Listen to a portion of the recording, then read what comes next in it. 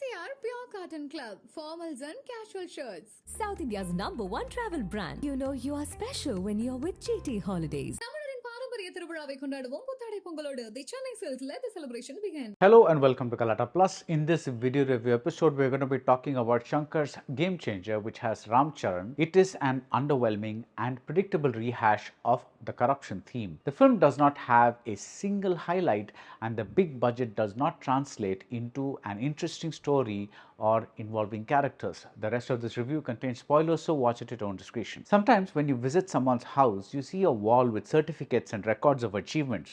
It's as though the person is reminding us that these are peaks that he or she has scaled in life. Shankar does something similar through his visuals and through his plot lines in Game Changer.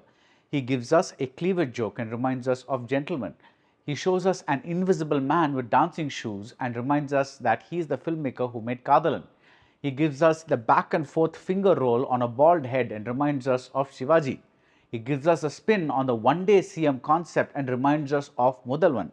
In the Jaragandi song sequence, he gives us the colored roads and the colored houses and a million colored dancers.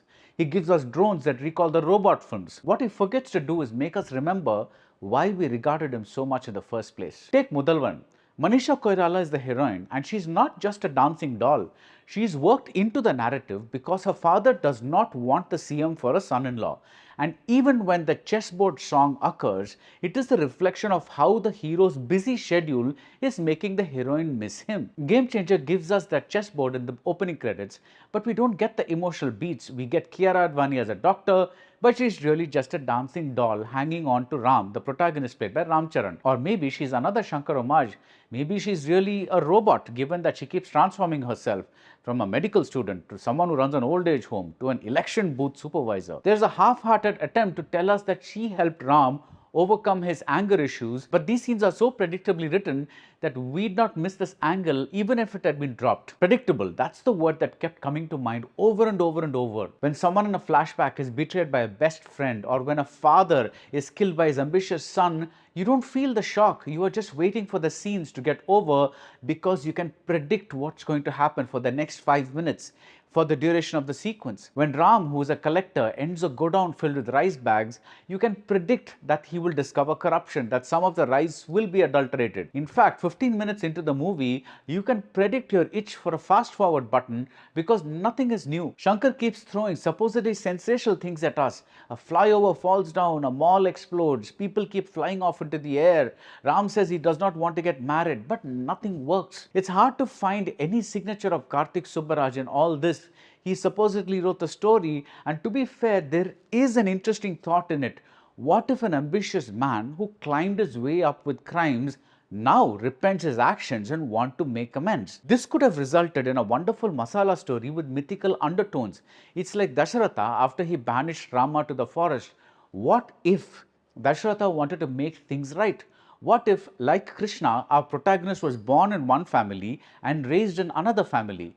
But nothing is developed seriously in Game Changer. In fact, the screenplay cares so little about the people in it that when Ram discovers who his real mother is, we don't even get a reaction from the mother who raised him or any details about how he ended up with this new family. Shankar still thinks up a few decent things, like a bit about a line that separates two districts or a subplot involving money-free politics. But many of these bits aren't developed interestingly, like an assistant who walks sideways or a dance in the middle of the street that is supposed to make Ram get rid of his anger. What could have been highlights end up looking odd and childish and tonally inconsistent. For instance, what is the point in making Ram a less angry man if he is going to spend the entire second half in a state of rage? Plus, who wouldn't end up in a state of rage having to face lines like this one? Don't exhibit anger. Execute it. Say what? S.J. Surya tries his best to infuse some energy into his scenes and into the film, but again his villainous character is so predictable that nothing comes as a surprise. The political cat and mouse games this character plays with Ram should be thrilling. They're just boring. Even the famous Shankar flashback ends up a damp squib. Instead of adding a solid emotional foundation to the film, the predictability merely tests your patience.